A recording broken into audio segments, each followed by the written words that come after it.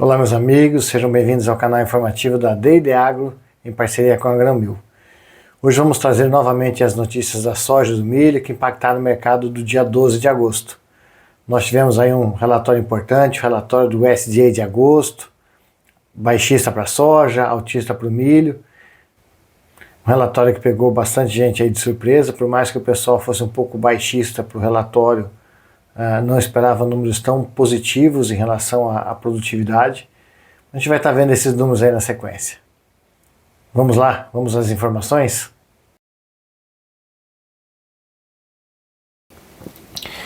O mercado de soja caiu em torno de 1,4% a 1,7% aí nos principais vencimentos. O mercado aí com setembro e novembro abaixo aí dos $10 por bushel, janeiro já vindo muito próximo a 10,03.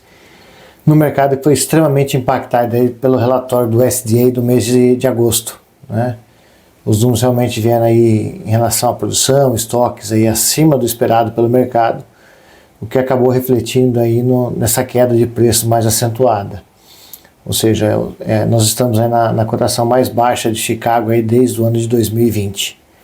Após o fechamento de mercado, nós também tivemos as informações referentes às condições de lavoura. O USDA permanece com 68% entre boas e excelentes para a soja. É o mesmo número aí do relatório da semana passada. Vamos falar um pouquinho do relatório do USDA que foi divulgado hoje a 1h da tarde, né? O impacto veio aí, falando principalmente, olhando a safra 24-25, tá? Onde nós tivemos aí um grande aumento nos estoques, ou seja, o mercado estimava aí 12,8 milhões e veio com 15,2. Então nós tivemos aí 2,4 milhões a mais de toneladas de estoques, representa aí um acréscimo de 18,7. Com relação à produção americana, o relatório também surpreendeu. O USDA havia divulgado 120,7 no mês de julho, o mercado estava com uma expectativa desse número aumentar próximo a 1 milhão, ou seja, 121,6 e acabou vindo com 124,9. 3 milhões,2 aí 3 milhões,3 a mais aí na produção americana. Quando a gente olha o cenário mundo, ele ficou um pouco mais pesado ainda, porque os estoques mundiais que estavam sendo estimados em 127,6 vieram com 134,3, ou seja, 6,7 milhões a mais, um aumento aí no estoque de 5,3%. Nós também tivemos um aumento de produção em torno de 4,7%. Agora, obviamente, o mercado vai precisar digerir esses números ao longo aí das próximas sessões, até para nós entendermos o quanto disso já pode ter sido precificado ou não. Obviamente que é uma alta aí de estoque bem acentuada e nós ainda podemos sentir ela pela frente. Nós tivemos um relatório americano que para o milho foi inverso ao da soja. Então eu diria que nesse ponto nós tivemos os dois casos, né? A soja limitando a alta do milho e o milho, obviamente, limitando a baixa da soja. Então, talvez por isso aí nós não vimos aí um mercado operar tanto para cima no milho quanto para baixo na soja de uma forma mais acentuada. Com relação aos prêmios, os prêmios vêm se mantendo de forma estável, tá? Vem dentro daquilo que a gente fala para a safra 24. Os prêmios aparentemente já estão a níveis bem altos. O Brasil perde competitividade a partir de outubro, o que deve forçar aí a gente acabar vendo realmente a soja migrando para o mercado interno e para o esmagamento. Então nós temos que tomar cuidado aí para não aguardar um aumento de prêmio e acabar perdendo um pouco dessa liquidez de mercado aí. Então esse é o risco aí quando a gente fala de prêmio 24. Quando a gente olha prêmios aí na casa de 100 cents, a gente percebe que o mercado tira a competitividade da soja brasileira. Tanto que a gente estima aí que praticamente as exportações de outubro para frente devem encolher bastante, a não ser no caso do Rio Grande do Sul, que é um estado que ainda possui mais soja e que automaticamente precisa sair com parte dessa produção para exportação ainda. Com relação à safra 25, nós observamos aí os prêmios sustentados, se mantendo nas casas aí de 10 a 20 centos de dólar por bushel, falando aí no fevereiro e no março. E isso tem acontecido porque nós não estamos vendo um movimento de venda de produtores aí por esses dias.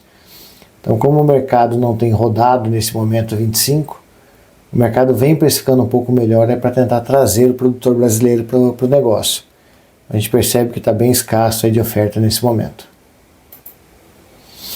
O que é importante a gente lembrar, agosto de 2024, hoje nós temos prêmio aí para setembro 120 acima no Brasil e 55 acima nos Estados Unidos, né? Então aqui está uma das razões que nós estamos passando aí para vocês da falta de competitividade do Brasil quando você olha, por exemplo, no cenário 23. Nós tínhamos na safra 23 um prêmio americano 95 acima e um prêmio Brasil 80 acima. Então veja como um prêmio 120 aqui realmente em relação ao 55 na soja americana mostra a falta de competitividade nossa no mercado externo. Com relação aos preços da soja, que estão mais voltados realmente ao mercado de exportação, então com queda de dólar e queda de Chicago não poderia ser diferença, né? O mercado no Brasil inteiro em reais acabou cedendo aí praticamente de 2 a 3 reais aí. No mercado de milho nós já tivemos um cenário um pouco diferente, né? Alta de 1,5 a 1,7. O mercado foi precificado pelo relatório altista do SDA de agosto, tá? No final do pregão nós também tivemos a informação das condições de lavouras americanas que se encontram em 67% boas e excelentes, é o mesmo número da semana passada, tá? Então não temos alteração aqui. E com relação ao relatório, aonde foi o impacto, né? O estoque americano acabou vindo um pouco abaixo do que o mercado estava prescrevendo, tá? E principalmente quando a gente olha a questão aí do que? De produção no mundo. Então reduziu a produção no mundo em torno de 5 milhões de toneladas. Volumezinho um pouco expressivo, vamos falar assim, que ajudou na sustentação do mercado de milho. Com relação à safra brasileira e safra argentina, mantiveram seus números. Com relação aos preços do milho, mesmo com a queda no dólar e a alta em Chicago, os preços se mantiveram aí praticamente inalterados. Isso porque nós temos observado aí que o mercado acaba precificando hoje muito dentro aí do mercado interno.